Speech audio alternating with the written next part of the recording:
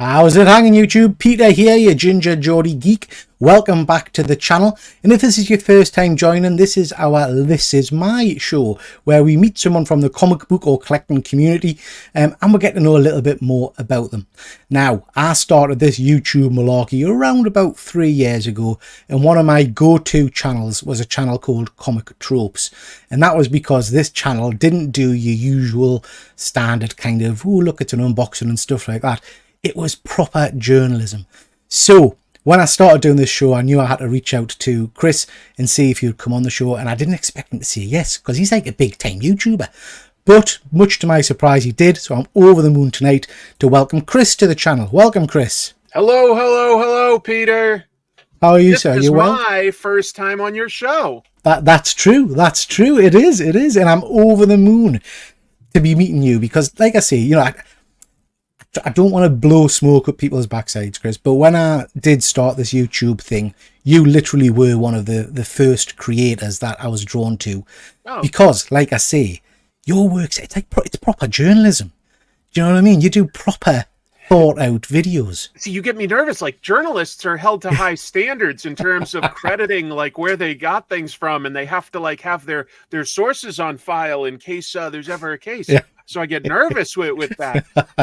But no, I do try to go a little more in depth when I'm doing a deep dive into a creator's history or something like that, and maybe like, you know, hopefully read a lot of different interviews or listen to podcasts and listen to videos or watch videos and like pull from a lot of different sources to form something hopefully fairly well-rounded when I'm looking at somebody's career. But thanks very much for watching. That means a lot to me.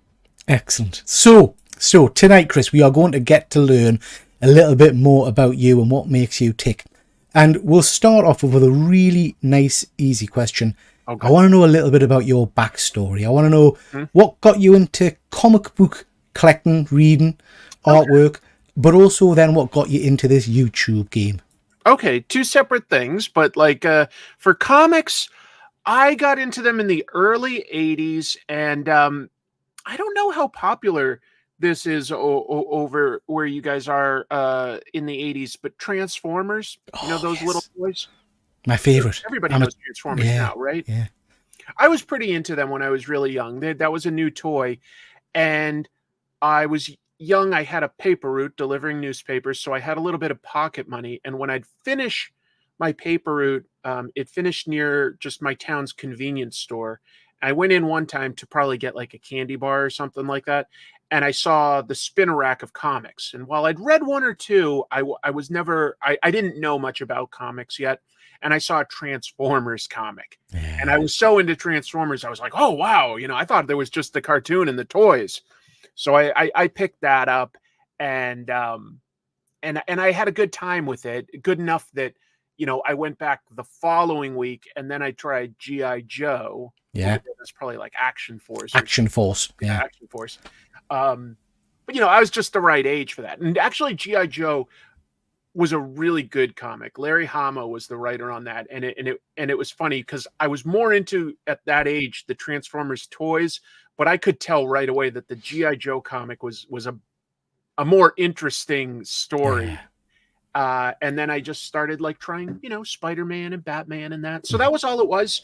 And you know, like my mom was nice enough that she figured out that, you know, about 30 minutes away there was a comic book store. And that was a revelation, you know, to see what was there. And fortunately, you know, I tried a bunch of new stuff, and that was how I got into things like Ninja Turtles before there was ever, you know, a cartoon, and discovered indie comics and black and white stuff. Yeah. Very young still, but yeah, it was nice. It was really exciting at the time. It's really interesting, you know, whenever I get a guest from across the pond on, because over here in the UK, we didn't really have comics shops, comic stores, you know. It was news agents. So we kind of got the UK reprint versions of comics. And then every now and then you would get a load of the American style comics come in. But yeah, I started off with a lot of those early. Thundercats was my jam back in the day.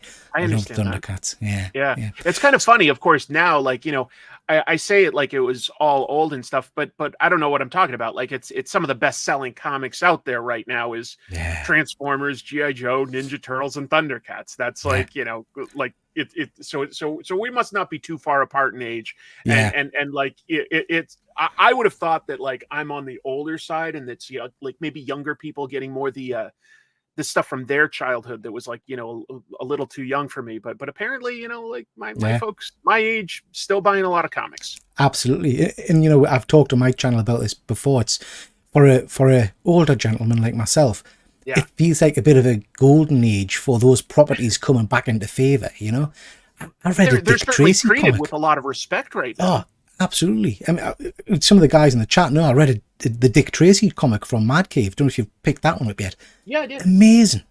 Absolutely amazing. Yeah. We've got... These are like the comics that I got just this past week. And, it's Transformers, it's Thundercats. And where is it? Okay, sorry. I thought that I had Dick Tracy right here, but I guess it's maybe I took it upstairs or something. Yeah. We've yeah. got Flash Gordon coming out soon as well. Battle of the Planets next week, I think it is. Yeah. So some great books, some great books. So how about YouTube, Chris? What got you into YouTube? Well, that one was more basically 10 years ago, just over. Did a big move for a job. My wife and I moved from across the country. I is what's important to everybody. And so I worked at a new job for about 3 years, and then they downsized. And I really didn't know anybody out in this Seattle, Washington area. So I knew it would probably be a little while until I networked into my next job. And I just like being busy. So essentially I created my channel to be busy during my brief unemployment window, and then just kept up with it. I was like, because I'd done an audio podcast for a number of years with a friend of mine. And I was like, okay, but like, if I'm going to do my own project, like what am I really passionate about? Well, it is comics. That'll always be sort of easy for me to talk about. It's exciting. And I've got a lot of useless knowledge up here. Well, and useless until you start the YouTube channel. So that's what it was born from, was just like looking for a project to stay busy. And it's always been fun. It's work, but it's fun. And unfortunately for me, after a few years, it grew. It grew enough that I can make a little bit of money off of it. Yeah. Fantastic. Before we move on, Chris, I'm just going to quickly jump to the chat, say hello to a few people. We've got Deadman, my pal Terry here. Nice to see you, Terry. Hope you're well, bud. We've got Werewolf by Lunchtime. Always good to see you, my friend. And we've got Actual Dracula. Nice to see you, but I hope you're well. Terry's saying, we only need a mummy in the chat now, and we've got the full set. Missing Frankenstein, mate. We're missing a Frankenstein. But yeah, we've got Fuzzy Dunlop, a massive supporter of my channel. So thank you for joining, Fuzzy. Hope you're well. We've got Dan. Nice to see you, Dan. Finally catching live, and an awesome guest tonight. Absolutely, mate. Absolutely. It's funny. I was actually talking about British horror earlier today. I was recording an episode of like a new show that I do on my second channel. It's called Trash Movie Bonanza with artist Jim Mafood, and we were talking about Hammer horror movies. So that'll come out in like a week or so. But yeah, God, I just see all the horror names in there. Yeah. So I've got a second channel with a friend of mine called One Good Scare Show, and we do horror reviews and horror movies because I love my horror. I was brought up on Hammer horror, just classics. I'm jealous. I've seen a lot of it, but yeah, like we challenged each other to each watch one we hadn't seen, and I introduced Jim to Captain Kronos, which is one of my favorites. It's a little more actiony than horror, but it's just a great one. Really great. Wish There's some classics out there. Had a whole series, but it's so good. Some classics. I wanted to I don't normally do this, Chris, but I just wanted to touch on some of your work, and I've picked a few thumbs here. Yeah. The reason I've picked these ones in particular, there's a logic to it. So your Robert Kirkman interview, I think, was one of the first ones that I saw from your channel. Sure. Because I'm a massive fan of Invincible, more so than The Walking Dead, to be honest. So the thumbnail jumped out, and I loved the entire interview series. Oh, good. That then led us to, I forget the names, the character of the young lady there. Is it Nightcat? Nightcat. it led us to Nightcat, and I remember owning that comic when I was a young man. Oh, really? Yeah, and thinking nobody on the planet knows who this character is. I don't think she went anywhere and did anything, Yeah. but an interesting comic to have. I'm not going to go into too much detail on that. And then obviously the rest of your videos, I love the gimmick covers. I Was a Real Life Superhero. If anybody's not checked that one out, that is spot on, worth checking out. And then you move on to stuff that I'm kind of talking about journalism for me. Is the Jim Shooter video was a one I watched and just thought, I've read comic books all my life. I know Stan Lee, that kind of stuff. But I didn't know the backstories, a lot of the kind of the tales of what was going on with some of these creators. So that was really, kind of eye-opening for me. So I loved that. Yeah. Well, And then thanks. I've popped the Daniel Warren Johnson one on there because you were singing Daniel Warren Johnson's praises, 2-3 years ago, Yeah. before he became the hot ticket he is now. Yeah. I'm lucky. I don't know. Daniel Warren Johnson was one. I'd read he'd done a web comic called Space Mullet that I happened to Yeah. see. And it wasn't making a huge impression at the time, but I definitely noticed it. And then if you listen to all of the Kirkman thing, I may have mentioned it, but like for many, many decades, I was proofreading all of Robert's Kirk comics, as well as the things that came out through Skybound. That included Extremity, which was like his first real series. And I was just like, wow, this guy seems like something special. Yeah. And I think I was right about that one. Because he just keeps growing. Absolutely. I mean, his Wonder Woman Dead Earth is phenomenal. He's Do a Power Bomb. So good. I don't like emotional, like exciting to look at, but also like there's a heart to it. There's a heart to it. Well, this is the thing. I'm not a wrestling fan, but I read every page of that book in detail. I loved everything about it. And then obviously as a Transformers fan, he's the big cheese behind the recent Transformers relaunch, which I'm loving. So yeah, just amazing. Is there any videos that you've done that stand, and this is a hard question, I guess, but that stand out as being ones that you are particularly proud of? Sometimes, I mean, it can be hard to, after 8 years, like really remember them in detail, but I remember being proud of one on the history of lettering. I just felt like I did some good research on that. I thought that one about just what distribution is and how, at least in America, we used to have newsstand distribution, and then it became the comic shop or direct market, and how over time that hasn't really helped our industry grow. And then there's one I did just about Akira, and I was just really proud to have recorded that one back when YouTube, they used to have studios in a few major cities. And I got to record in YouTube's one of their studios in Tokyo, and it was just nice. I had access to some fantastic equipment and a great view behind of like the Tokyo Tower. It was just I felt proud of myself that, like, because you have to have a certain number of subscribers, and you have to take all this training and sort of interviews and stuff. It was a really nice program. It sort of got completely derailed and defunct during COVID, of course, but it was a nice program for a little while, and I was proud of that one. Very cool. Fuzzy's just saying he needs to get on Do a Power Bomb. He's embarrassed he hasn't read it yet. It's amazing, mate. It's amazing. Yeah. And Dead Man's saying he's pays £45 for the 7 issues and still hasn't read it either. Well, I'm very confident you guys will enjoy it if you try it. It's just really good storytelling. Yeah, it's stunning. Okay, Chris. First tough question for you then. What's your favourite film? If you could only watch one movie, you're stuck on a desert island or that kind of thing, what film are you going to pick? That is hard, because I feel like that changes for me a lot depending on my mood. You know what I mean? Yeah.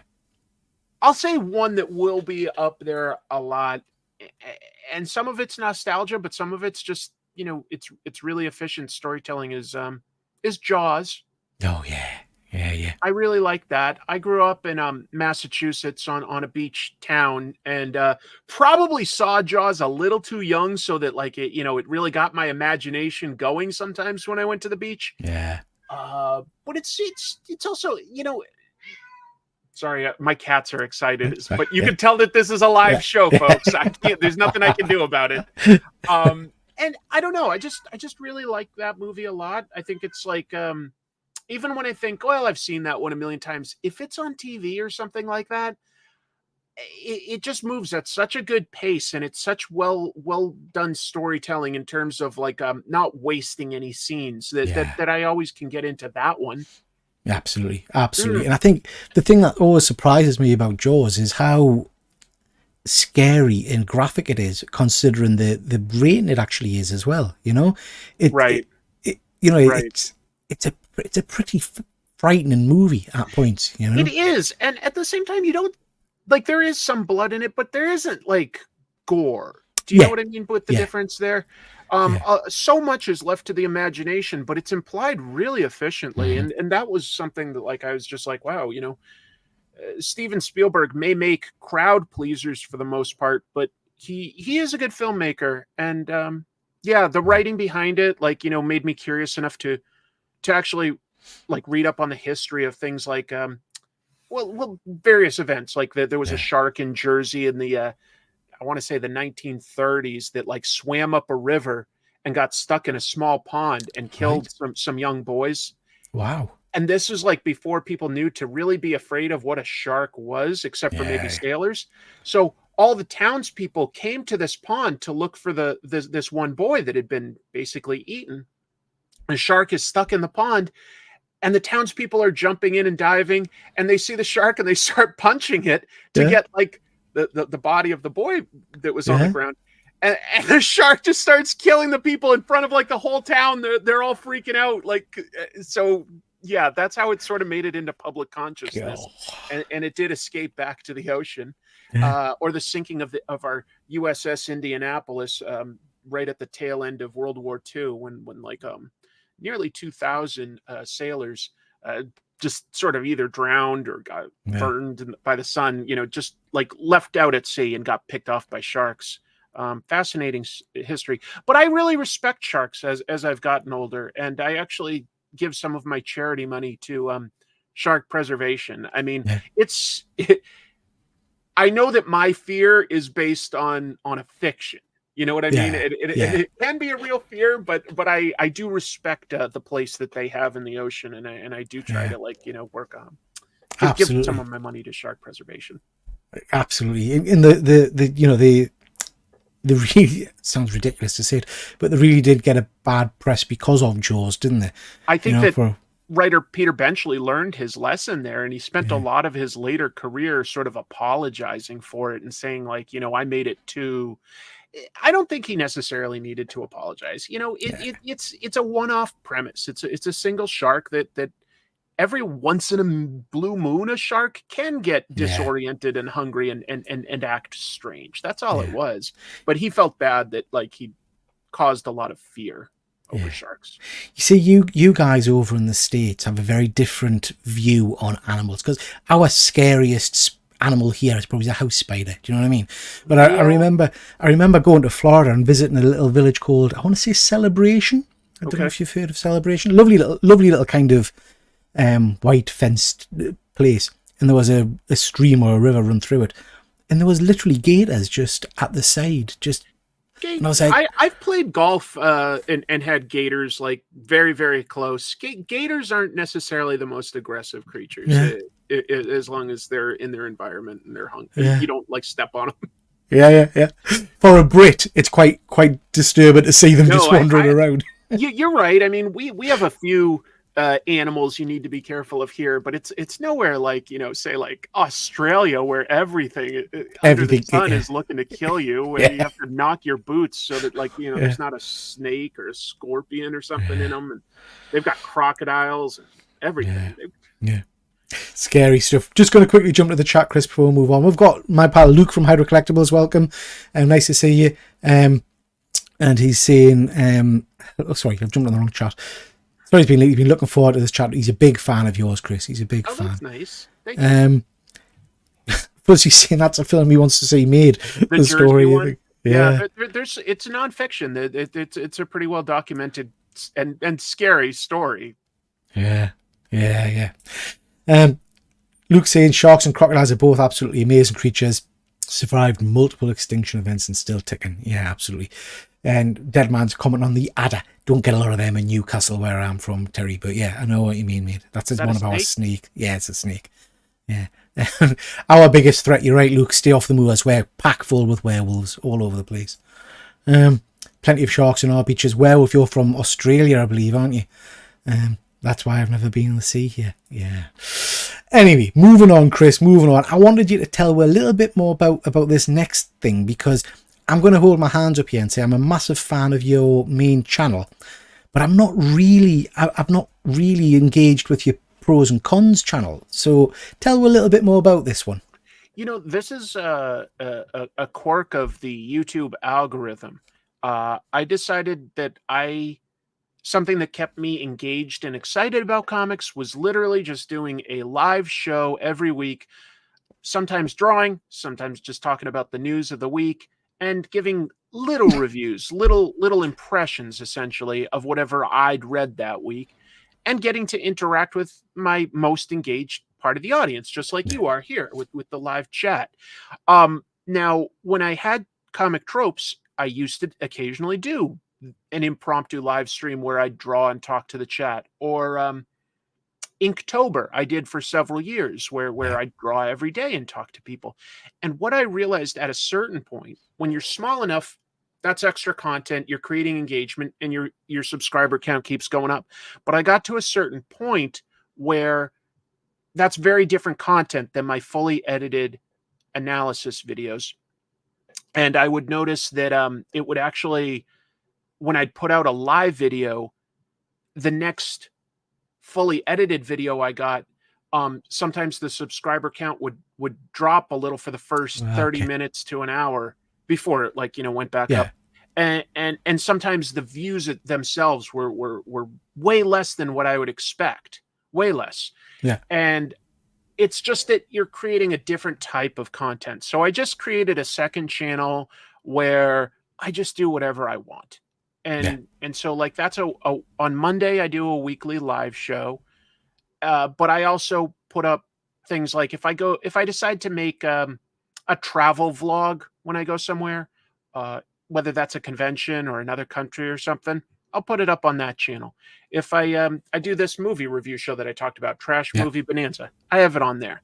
And sometimes I do other things, like just to try to give more indie creators a little bit more of a boost in their audience. Like that means if they want to send something to my PO box, I'll just occasionally do an unboxing video and give my impressions.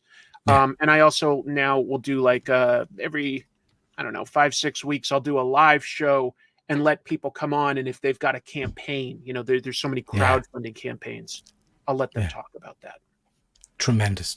And you've got a show later on today, haven't you? So yeah. Later tonight, I'll be doing one of those. So, I'm popping the link below there for both of Chris's channels, guys. So please do go check those out and make sure you sub both of them up. Okay, Chris, have you got any items you wanted to show off? Is there anything you want to show the people at home? Sure. I don't have a lot of collections, first of all. A lot of people would think I'd have a big comic book collection. But when I did that move that I was talking about, moving across the country, I sold almost all of my comics. But I do still have a few pieces of original art, and I happen to have one here that I'll just show. And that's this is the book plate for the upcoming Extremity collection by Daniel Warren Johnson. And fortunately, because I guess I promoted him, Daniel and I talk some at conventions, and he has a channel, by the way, where he does Friday live streams. He'll draw for about an hour. And so I had mailed him a unique inking pen, and he decided to use it to just sort of create a sketch, and he sent it to me, and that was kind. I don't typically get gifts like that. That was pretty special to me. I do own a few pieces of original art that I've picked up here and there by some of my favorite artists, like so it's Hitch or Frank Miller or something like that. It's interesting, Chris, and this is not at all set up, but I am a massive Daniel Warren Johnson fan. And I've actually just received a few CGC books signed by the gentleman himself. Oh wow! So yeah, Now Congratulations. the big problem we have over here in the UK is that, you know, you guys have decent access to go to some of these big cons and meet these creators and get sketches and things. It's not very often we get a Daniel Warren Johnson coming over to the UK. That's fair. That's a fair concern. Well, yeah. but the people you need to harass isn't necessarily the artist. It's the promoter of whatever shows you have, and say, this is who I'd really like you guys to invite here. Yeah, absolutely. To get that traction. Yeah, we do have a few more conventions as possible, but we're also, just to be fair, it's a country that's very spread out. It's very spread out. So, you know, like, I don't get to go to all the conventions that I'd like to go to. I would be very interested to go to, say, Heroes Con last weekend, had some good guests, or the San Diego Comic-Con. But I don't always get to do that because it's pretty spread out. Yeah, we have a fantastic con over here called Thought Bubble. I don't know if you've heard of that one before. I've heard of Thought Bubble. Yeah, that's very. It's not what you would class as a traditional con. It's very much focused on indie art, the creation of the book, not selling comics. Do you know what I mean? Thought Bubble is where Danny Earls really got noticed by writer Gail Simone, and Danny. Danny also sent me an original piece of art, but I guess I don't have that right by me right now. I'm sorry. That would have been nice. But yeah, he's an Irish. He was a footballer here in America, but he has always wanted to do comics, and now he's broken into comics, doing stuff like Hulk. But he broke in at Thought Bubble. Yeah, fantastic. They get some good creative. We've got James Tynion coming this year. Scott Snyder, good. Jock is always there. So there are some good creators at that one. Yeah. Fuzzy's just saying I'll have a third channel by midnight. Absolutely, mate. Absolutely. We got Chris Clement. Visiting the latest big book convention in Denmark. Yes, it's a book convention with minor comic area. I'd love to meet Chris. I really would love to meet Chris. He's I've met him. He's a really sort of silly gentleman. He's quite funny. Yeah, he's a nice guy. Yeah. He's got a good sense of humor. I'm saying that, you know, I'm gonna say technically I've met him, but I'm just thinking on what you've said there about him being silly. I've got a good pal on YouTube called Efren Passpoint Comics, who's based in San Diego. Okay. Lovely guy. And quite often when I'm going live, he'll be at a con, and he's like, we're roving reporter, so he'll jump on the show on his phone. And the guy's got no. So he saw Chris Clement and spotted him and just basically walked straight up to him, put his camera in his face and said, hey, you're live in the UK. And Chris was lovely. Absolutely lovely. Good. And it was fun. It was fun. That's nice. Okay, next question for you, bud. Favorite hero? Who's your favorite hero? My dad. No. We'll go with comic books. That's another one that can probably, like, you know, if you ask me in a week, maybe it's different. But I think that the hero I tend to come back to was just an early discovery for me, and I just find him relatable, and that's Spider-Man. Yeah. And that's probably because, you know, he's got the sort of real life problems of bills and relationships and sickness and stuff. And I'll be honest, that works for me. You know, maybe it sounds too cliche, but that's just because he's been around for a while. I think that there's a lot of great Spider-Man stories, and I find his sense of humor also something I can relate to and funny and stuff. So I keep coming back to Spider-Man. How about you, Peter? Thor, always just a massive fan. I should have guessed by your profile picture. But to be fair, I mean, again, I've talked about this before. I'm a bit of a sucker for what I'd class as the moral characters, your Supermans, you know, Captain America, Optimus Prime. America a lot, you know, the characters who I think represent what we should all be aspiring for. That's the kind of character I lean towards, you know. Yeah. I was going to say to you, Spider-Man, are you reading the new Ultimate Spider-Man book? Yeah, it's pretty interesting, actually. Yeah. It's pretty interesting. You know, I got that one. I like, it's Chip Zdarsky writing that one, right? Is it Chip Zdarsky? No, I'm not sure. I think it is. I got it mostly for the Marco Cicchetto artwork. I like Marco Cicchetto, and I was reading it, and at first I wasn't 100% connecting to Ultimate Spider-Man because you know, you start out and he doesn't have the same origin story. He doesn't go through losing a family member in this one. You know, due to like, you know, weird universe shaping shenanigans, he's sort of told, hey, you should have gotten the powers. If you want, here's the catalyst to get that. And he takes that on. And it took me a minute to sort of get behind that. But I think that it's, as I read it, I think it's telling a much more modern story that relates to younger people, where they sort of, I think a lot of, whether it's true or not, people, you know, I'm Gen X, and then there's like millennials, and I forget whatever you call the people beneath them, but those people that are just still teenagers and becoming adults and stuff now are feeling like that they haven't had opportunities that they should be entitled to, you know, like that their futures have been taken from them. You know, there's problems with the environment or just, you know, the economy and things like that. And I think that that's a fair concern. I think that that's a very big concern for people younger than me even. And I think that's a relatable element to this hero, that he had his potential future taken from him, and now he has an opportunity to embrace something that he should be entitled to, and figuring out the responsibilities of that, like what comes with that. I think I could be wrong, but that's what I get as the story goes on. Is that it's a very modern concern. Absolutely. It's Hickman. Absolutely. Hickman, Thank you, Fuzzy Dunlop. Yeah, cheers, Fuzzy. As soon as I said Zdarsky, it didn't feel right. Sorry. Jonathan Hickman, a writer I like. I'm enjoying it far more than I'm enjoying the regular Amazing Spider-Man run. I have to say. That's Zeb Wells and John Romita Jr. I started on that one, and I also, it wasn't awful, but it wasn't connecting with me in a big way, so I did drop that. I will say that the ultimate book I'm enjoying the most is actually the Ultimate X-Men. Okay. And I would say that because this is the most different. You know, like Ultimate Spider-Man, Black Panther, Ultimates, they're all still sort of telling a somewhat modern version with the characters that we know. But Peach Momoko is telling a very decompressed story in Ultimate X-Men. It's set in Japan. It follows, so far, all Japanese female students, and they're all actually from comics, though. We've got Armor, we've got Maystorm, we've got Surge, we've got Psylocke. You know, I won't be surprised if characters like, I don't know, Jubilee or something shows up. Sunfire, or whoever was in Big Hero 6, like Baymax. But I'm really enjoying it because it's giving me something very different, Peter. It's a manga paced story, and I really like the characters.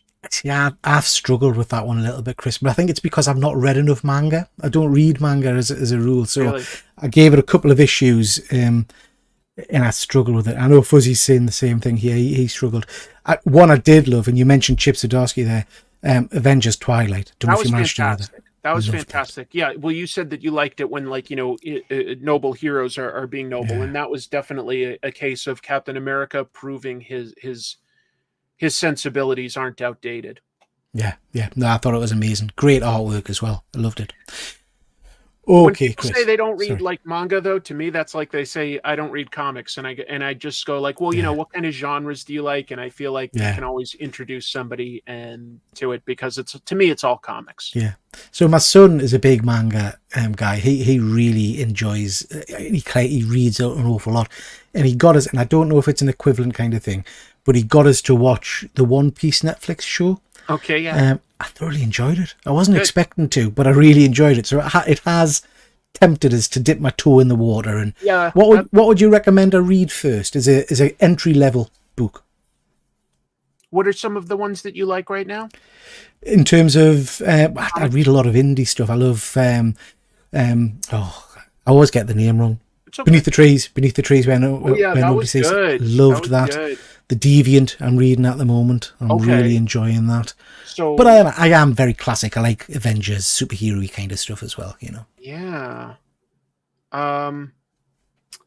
I mean, I don't know. I think Berserk is pretty fantastic if you're Heard of looking that? for something with a little bit of a horror tinge to it. Yeah. The first arc is a little slow and the character's pretty unlikable, but the second arc is just amazing and it all builds on itself. Like that's one that I like. I'd have to think a little bit more and see what I have around. Um, you know, it depends on whether people like sci-fi, whether they like superheroes, whether they like fantasy or comedy.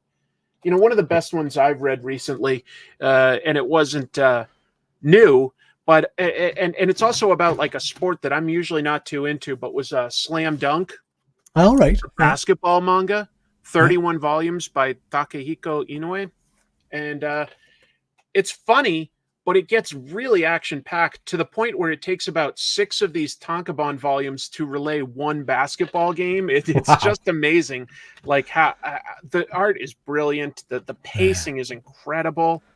Just fantastic. I'll check it out. I'll check it out. I think that's, it's interesting because when my son has been trying to get us to pick up some of his manga books, I think it's the amount of them that puts us off sometimes in terms of how many volumes it is. But what I've been told is it's a quicker read than a traditional graphic novel. Is that Yeah, true? yeah, I think that a lot of times that they are that they're not going to load the page with walls of text, so it Yeah. can read a little bit faster sometimes. Yeah. I call that sort of decompressed storytelling in a way. It depends. There's lots of different writers and lots of different artists. What I will say is, if you find one you like, Peter, the nice thing is it's going to be consistent. You Yeah. know, it, the superheroes that we read, we're like, oh, okay, like right now I'm enjoying this version of Spider-Man and not that version of Spider-Man. If you tried One Piece and you liked it, well, the great news is all the art and all the writing is by the same guy. You know Yeah. what I'm saying? Yeah. So Yeah. if you find one that you like, and typically they also have an end. You know what I'm Yeah. saying? Like there's a Yeah. beginning, middle, and an end, and sometimes that's nice. Yeah. Yes, Oh, One absolutely. Piece is a tough, rare example of a super long running one, but a lot of them will end in about 30 volumes. Yeah. And it's interesting that, and again, it's something I've talked about previously, that the older I'm getting, the less interested I am in an ongoing monthly book. I Yeah, much prefer a complete story. yeah, me too. And I don't know if that's just an age thing or what, but it's like, well, I like to know that it's kind of concluded, whatever that arc may be. I don't know if it's necessarily age or the fact that maybe we've been reading some of the same superheroes for so long. We Yeah, like it's only worth coming in when you've got an especially good writer and artist, and that isn't every time.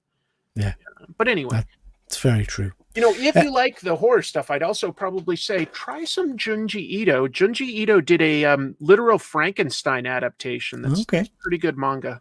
Yeah, okay, I'll check that one out. I'll have a Frankenstein. look at that one because I am very much into my Universal monsters. I think some of the books that are Okay. out at the moment by Sky, is it Yeah, Skybound that's doing them? Yeah, it's they absolutely are. amazing. They are. Yeah, my friend Matt Roberts is currently drawing the creature from Yeah, the Black loving it. Lagoon, which I really like.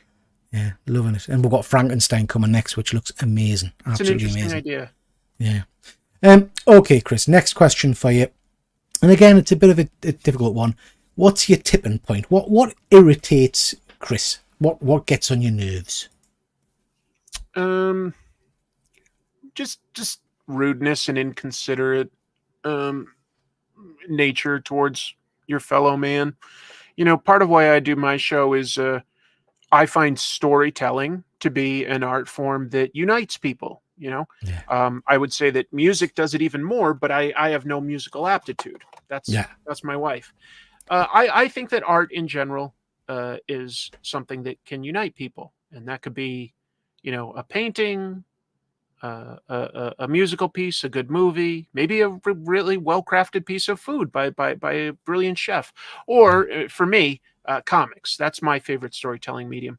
But yeah, like I have a part time job. I work a couple days a week, like working with customers, and I don't know, just when people look down on other people and treat them with like rudeness and stuff, it really irritates me. That sounds very generic and broad, but it doesn't take there's not a lot in this world that I can't just sort of let roll off my back, Yeah. but sort of like an unwillingness to look at another person's point of view, like really Yeah. irritates me. No, I think that's a great answer. I think that's a great answer, Chris. And it's one of the parts of my role. I work in a hospital. I used to be in charge of the complaints department, and just the general unpleasantness from staff and patients. And sometimes you just sit and you listen and you think, where's this even coming from? We've become so intolerant of others. That's a great answer. I mean, I think that like we're coming up in an age where we've got a 24/7 news cycle and we've got social media, and these are tools that really amplify people's voices and make people, I think, a lot more argumentative than we probably used to just be like, wow, that's terrible news about this disaster or that politician, this that and those are important things. I'm not trying to say in any way our world has unimportant elements like when it comes to politics. I'm just saying the vitriol behind opinions, I think, gets elevated in today's social media and 24/7 news cycle. And that's too bad. That's too bad, because I think a lot of people could find a middle ground if they didn't have people sort of yelling in their ears.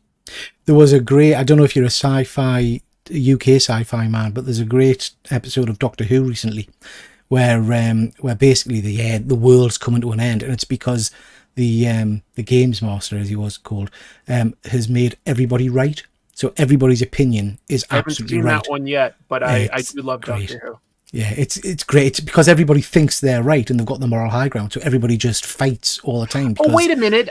You said Game Master, but are you talking about the Celestial Toy Maker? Yeah, sorry, yes, the Toy Maker. Yeah, I do know, because as soon as you started describing it, it sounded familiar. Yeah. I did see that. Yes, where just everybody really believed that they were right. And boy, I thought that was actually pretty spot on. Yeah. We've got Chris from Off My Shelves. Everyone always looks down on Peter because of his specialness. How dare you, Chris? Chris has got an amazing channel, other Chris, called Off My Shelves, which I really recommend you checking out. He doesn't like to call them reviews of books, but he does really good and detailed looks at some really interesting bits of work. He does a lot of manga stuff, but he looks at also the kind of the composition of the book itself, the binding of the book, all that kind of stuff. It's really, really nice. And we've got some UK comic book royalty, Andy, Perpetual Comics, Evening Folks. Nice to see you, Andy. Hope you're well, bud. Okay, Chris, I'm going to flip that on its side a little bit. Tell us what your perfect day would be. What would be a day where you just think, actually, you know what? This has been as good as it's getting. Oh, like a hypothetical, not like an actual one that I've had? Well, you can give both, yeah. A perfect day for me is a day where I'm not in my own head too much with my own stresses and my own depression like issues and stuff. Generally that tends to be when I more take a vacation, like my wife and I travel somewhere. The place we tend to like the most has been Japan. We've gone to a lot of places that are and we love them all. I'm just saying that we've gone back to that one a few times, and we both just really like it there. You do a lot of walking. There's always it's easy to get around. It's people are polite to you. The food is good. Yeah. It's easy to find something interesting to do, like even if it's just a little paddle boat ride in a pond. And I could do those things here, but there's something to be said about like when you go further away, you've sort of unplugged yourself from a lot of things. Watching the news every night and being on your phone a lot and stuff like that. There's just something about like traveling somewhere, a holiday, if you will. Where you just sort of like let yourself unplug. So to me, it's, she's my favorite person. I married her for a reason. She's a good person to hang out with. So those are the days that I like the most, is when I'm just not dwelling on my own problems. That's a beautiful answer. And not to get too deep, but mental health is something we talk about a lot on my channel. Myself and Andy did a lot of work earlier in the year where I donated all of the proceeds from my channel, and we did an auction night to try and raise money for a charity called Young Minds over in the UK, which is a mental health charity. We made a couple of, was it £2,500 to £3,000 pound. So yeah, something that we're very passionate about.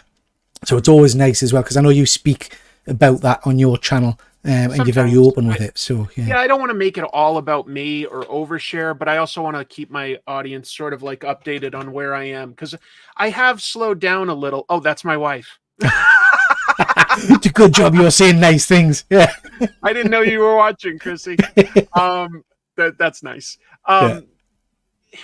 I've slowed down a little from where I was when I first started, but I was like doing bad stuff to my body in the first few years.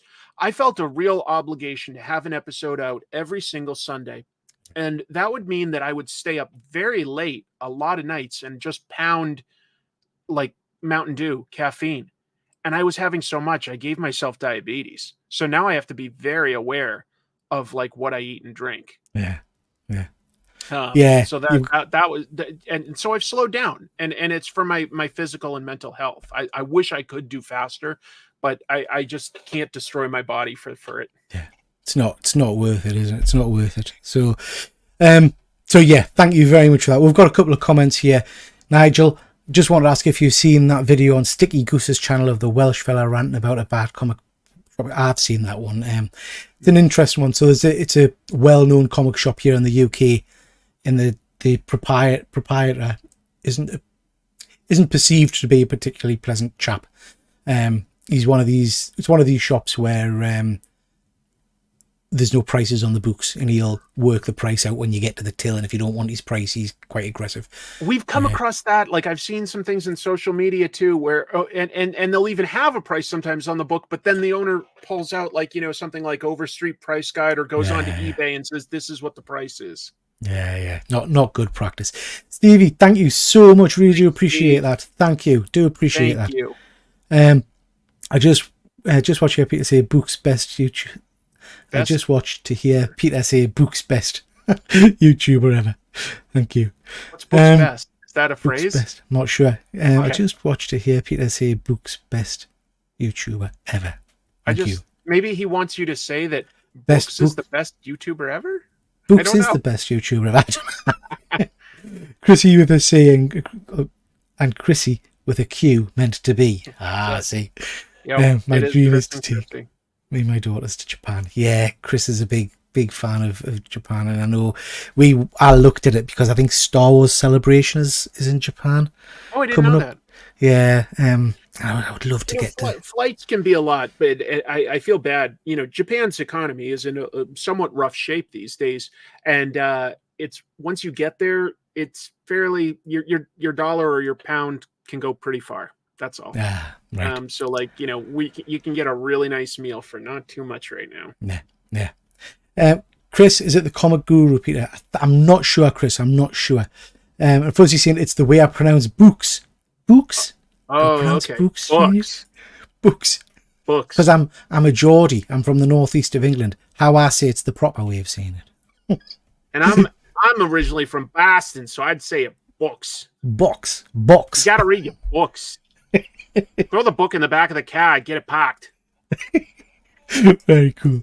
Okie dokie. Right. So, a couple of questions from Instagram's finest for you, Chris. All right. Meg's saying that she loves the accent. Thank you so much. Thank you. So, a couple of questions from Instagram's finest. First one: what's the one comic topic you'd love to talk about that hasn't been on your channel so far? That's a tough one. Just to be clear, there isn't just one. There's so many topics that I want to cover, and I'm only one man. I don't have a team. It's just me. So things jump up and down on sort of my I've got a list, and I'm never doing just one episode. I'm always sort of like reading both comics and interviews and stuff like that. I'm editing while I'm recording. But some of the ones I haven't gotten to that I think I should get to this year would include, I want to talk about an artist I really like, Mike Zeck, who had, all things considered, a relatively brief, busy professional career, but I just, he really helped me get into comics. I want to talk about, what's another topic that I'd love to talk about? I've had a lot of my viewers ask if I would review the manga JoJo's Bizarre Adventure, but that's another one that's been going for a very long time. So it's taking me a while to read it and not just react right away, like really internalize that. And I've got some true crime things that I want to talk about in the world of comics that I've come across. Basically things where people have stolen lots of money to buy massive amounts of comics. And oh, wow. I think that there's some interesting true crime that I could try to relay someday, and we'll see. So I've got a lot of ideas. Yeah. Have you ever done a video on Stan Lee file copies? File copies? File copies, yeah. What do you mean by file copies? I don't think I know. So I picked one of these up a little while ago, and these are the books that, I think it's called file copy. These are the books that Stan Lee apparently had in his private collection. That were, a lot of them were destroyed in a flood apparently in his basement, but then CGC graded them as file copies, so haven't belonged to Stan Lee. Got it. Okay. I thought that that's maybe what you meant, but I'm just not super plugged into the graded collectible side as much. So I wasn't aware that there were things like that out there, basically. The reason I ask is because I picked up a copy about 4 or 5 years ago, but I can find very little about them online. So yeah, it's an interesting. All editors essentially would be probably getting, you could call them comp copies, you might call them file copies, etc. I know that Marvel is a huge business now, but for their first 30 years, and I'm talking like the 60s, not even like going all the way back to the Timely days, they were really almost a mom and pop type organization. Even as they got bought by bigger and bigger companies, their library of all their sort of archived stuff was basically just people tossing things in a box along with original art and just keeping it in this like really like, it wasn't even, what do you call it, like a rental locker. It was more like just like a small building that was little more than a shed, and there was like water damage that ruined all sorts of like old comics and original art. Like Marvel didn't really protect a lot of its early stuff. And because nobody was really monitoring that, there's all these stories you can get into where they would basically, like, say some sort of a businessman came to meet with the top editorial staff. They'd take them over here and they'd go like, hey, thanks for coming in. Take some Jack Kirby original art while on your way out. And they just give them like whatever pages they could grab out of that closet. It's sad, but like it is part of history. So congrats on getting a hold of it. Yeah. Could you imagine just being handed a Jack Kirby page? Oh, it would be amazing. You absolutely amazing. Value it properly unless you were the right person. But like, you're only going to value something what you assign the value to. So if you're just given something and that's not the business you work in, if I went to, I don't know, a balloon store and they were like, hey, take this Mylar balloon. It was built in 1962. I'd just be like, cool, thanks. Wow. Toss it in the shed. And they're like, that's part of our history. I don't know. Appears in your yard sale later on that week. MJ Comics is just saying, is it graded already, Peter? Yeah, it's graded, signed by Stan. So it's quite a nice one. Fuzzy, this is a great question from Fuzzy. Why in 2024 do we still have so many comics delayed? Are the creators under too much pressure? And the link to this question is me and Fuzzy have both been reading, I might get the title wrong, Fuzzy, Batman Guardian of Gotham. Don't know if you've seen that one. There's like 3 months delay. It's only a miniseries of 4 issues, I think. 3 months, 4 month delay. I think that DC specifically has solicited some of their comics way too early. I know that they've done that with the last Lex Luthor story, with it's called something like that, with Brian Hitch on art. And he said, I'll do this, but like I'm also like, he was like, I'm obligated to do this Venom book, and I'm starting up Ghost Machine and doing Redcoat. I'll do this. And DC was just like, well, you've got the first issue done. We're soliciting them all. And he was like, I told you I wouldn't be able to get to this for a while. And I bet that Guardian of Gotham That's the Raphael Grandpa book. Is it the Gargoyle of Gotham? I think it's called. That's Gargoyle of Gotham. Yeah. Is that the one you're talking about then? Yeah. That's what I thought. Yeah. I would bet you anything he just basically hadn't finished it before DC decided to solicit it. That would be my guess, which is just a weird editorial decision right now. Yeah. Something they wouldn't have done before. It kind of kills the excitement on a book because you kind of 3-4 months between issues. You think, really? It can be tough. Yeah. Next question. Well, sorry, just before I move on to the next question, you just mentioned Redcoat there. Loving Exodus. Pretty funny. Geiger, Redcoat. Brilliant. Absolutely brilliant. Okay, who's been your favourite person to interview over on your channel? Because you've interviewed some heavy hitters, really, haven't you? A few. I love doing interviews. I find it a great challenge to prepare and to, hopefully form a rapport. But also, you're doing a great job, Peter, because I can tell you shut up and you let the interviewee talk, and that's a tricky first step to learn as an interviewer. It really is. You want to talk. Yeah. One that meant a lot to me was getting to speak to Larry Hama, because I said earlier, he was one of the first sort of ongoing comics that I encountered and enjoyed. That was the G.I. Joe. But he also just has an interesting life story. This is a guy that was first in the Army, and he served in country during our Vietnam conflict. And then he got into comics, and he worked with like Wallace Wood, and came up with guys like Howard Chaykin and Walt Simonson. And he just knows a lot of people and has a lot of insight into comics. And I just think he has an interesting point of view and an interesting history. So that one was one that meant a lot to me. Yeah. I don't think I've seen that one, Chris. I'll have to go back and check that one out. I think I'll go check that one out. Gentleman. And yeah. Very cool. Very cool. Next question. Now, you're something of an artist yourself as well, aren't you? So tell us a little bit about comic art, because you've had some cover work published as well, haven't you? A little. I've had a few comics published here and there. I'm not like a working professional. I've never really tried to be. I've always enjoyed drawing. I did not study professionally, but I do draw. Most of the time, that just means, I don't know. I've got like all sorts of half-finished art that I'll like do on the show or something like that. That's just sort of like a Gundam guy. Yeah. Or like one time, what else is here? I guess that was like Suspiria. There's got to be something better than that in my pile here. I wasn't planning on getting asked this. Or like I was having fun with grayscale markers on this, drawing a goat. I don't know. That's very reminiscent of. Have you been reading a book called The Infernals?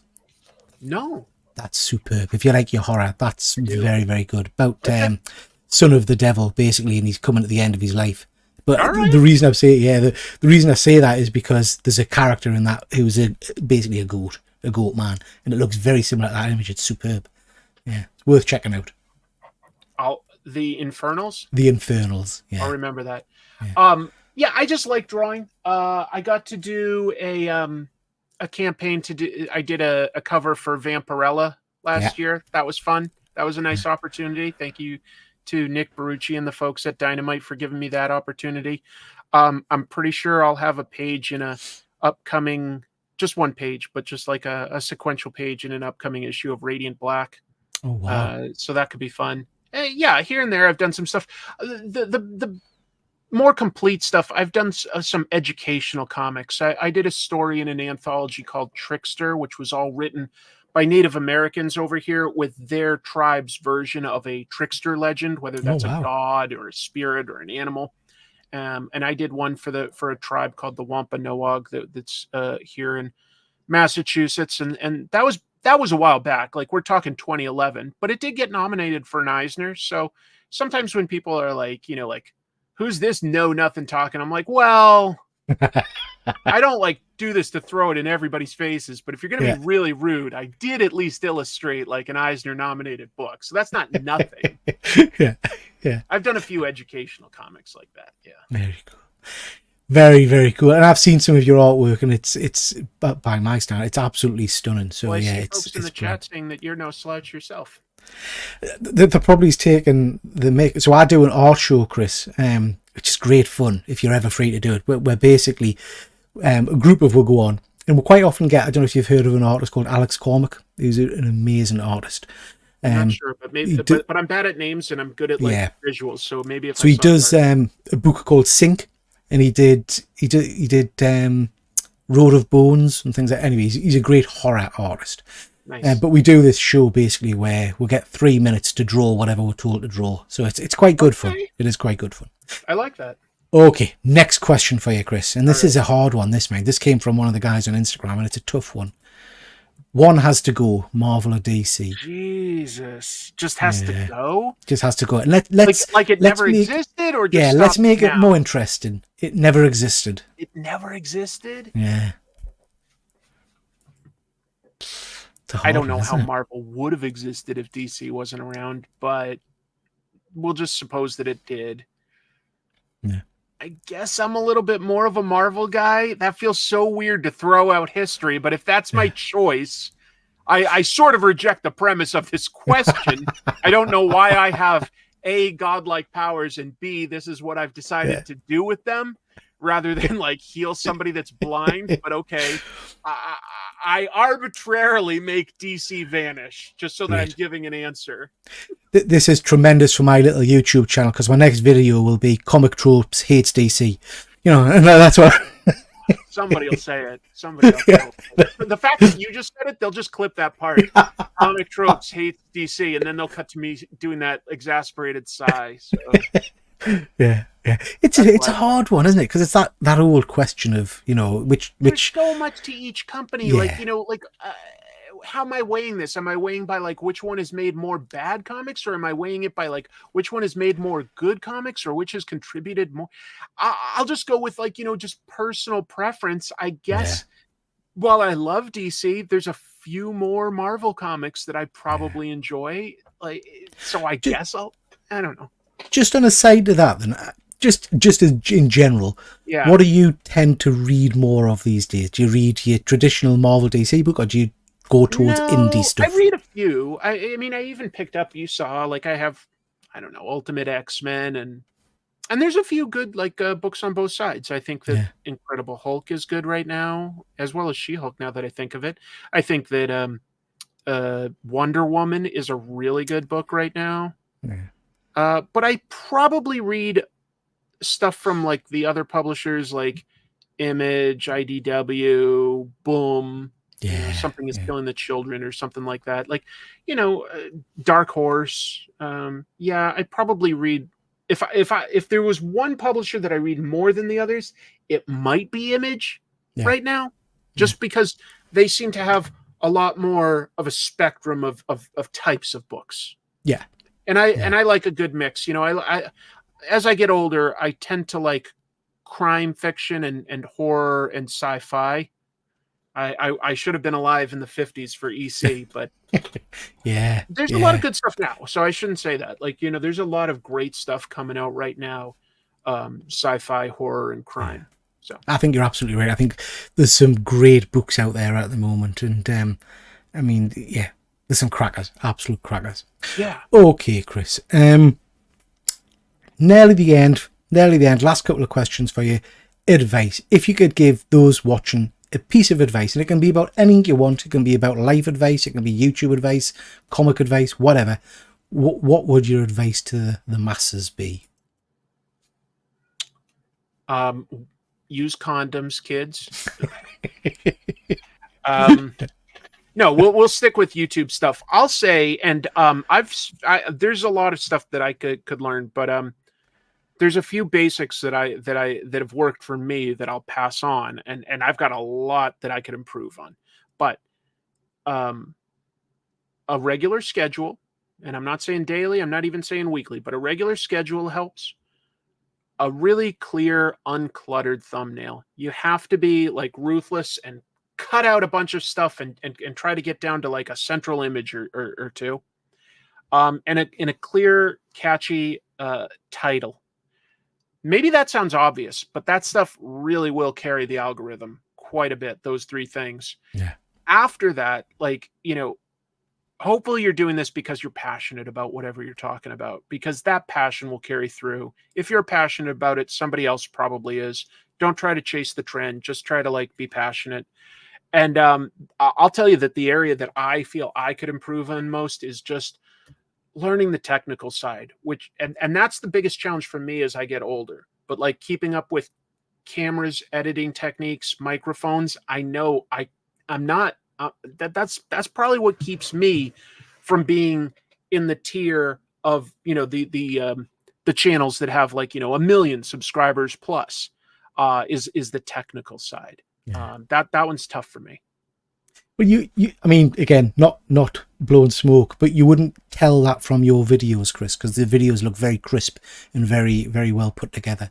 That's But kind of I completely hear what you're saying, because for me, the editing side of things was completely new to us when I first started the whole YouTube thing. So it is an uphill kind of battle, but it's fun to learn. I've enjoyed learning. I enjoy all of it. I just, yeah, that's where the stress part will come in, because of like time and money and space, like Yeah. space to work, the time to get it all done, making sure that the money works. You know, like I could probably like, I could flip a switch by paying for the best equipment and hiring an editor tomorrow and still like write and perform the show. But I'm not sure that the money there makes sense. I think I'd Yeah. right now be spending too much and it wouldn't immediately come up. I Yeah. have to do it in little levels, Yeah. Yeah. but hope Build. I can continue to improve. I never want to, I never want to get stagnant. Yeah. That's another thing is and I do try to, like, if you look at my show, there, like, I talk about all kinds of comics. That's consistent. Yeah. But, you know, it definitely, like, hopefully the equipment and the style does change a little bit over time. And I even get people saying, "Oh, I miss the old theme song," or "I miss when you just like would do more skits or put little notes on the wall." And I get that, and maybe I'll come back to some version of that, but I also don't want to let the show ever become too much the same. Yeah. Yeah. Yeah. I mean, you mentioned it there, so I will add, your intro is tremendous. It's Well, that's my British animator, Harry Yeah. Partridge. Yeah, yeah, because I think you did a video on that, didn't you? On the I think you did a video on the creation of the intro. I did it when it was coming out. Like, we put out like sort of like little teasers and Yeah. stuff of like what we were doing, and yeah, and I've had Harry on my second channel, like live show, because he's got a book that he's crowdfunding, called Starbarians, and it's on Indiegogo, which means that even though it's already funded and he's already making it, you can be, since it isn't published yet, if you look up like Indiegogo Starbarians, you could still buy in to that comic before it comes out. Good stuff. If you send us afterwards, Chris, the link for that, we'll put it in the description of the video. People can go and check it out and Sure. pick the book up. Just going to quickly say hello to my pal Efren. Always nice to see you, Efren. Efren's, I think I mentioned him earlier. He's a chap that I met on this YouTube journey, who's been a lifelong comic collector and based in San Diego, and he's coming over to Thought Bubble to see us at the end of the year. So excited to meet you, Efren. Always welcome. Always welcome. And we've got Connie. Always nice to see you, Connie. Hope you're doing well. And Chris is saying, good advice. I've lost passion for making videos at the moment, but not for reading. I'm sure I'll return at some point, but I would add to your list, have a break when you need it. Yeah, that's smart. That's true, smart. Chris. Better to take a break than to burn out and just completely stop. You know, yeah, you might. The thing about YouTube is, if you take a break, sometimes when you come back, the views aren't quite as strong and you have to rebuild a little bit. But that's still better than just burning yourself out and then not getting to do something that you enjoy ever again. So a break is good advice. You just have to go like, hey, it is what it is. But hey, you were saying how important mental health is. So yeah, absolutely. Absolutely. You've got to look after yourself. Watch out for yourself. Yeah. Okay, Chris, last question for you. Just tell people where they can find you and what we've got coming up over on both of your channels. Okay. Comic Tropes. I just put out a somewhat silly video looking at some Stan Lee things that weren't as great.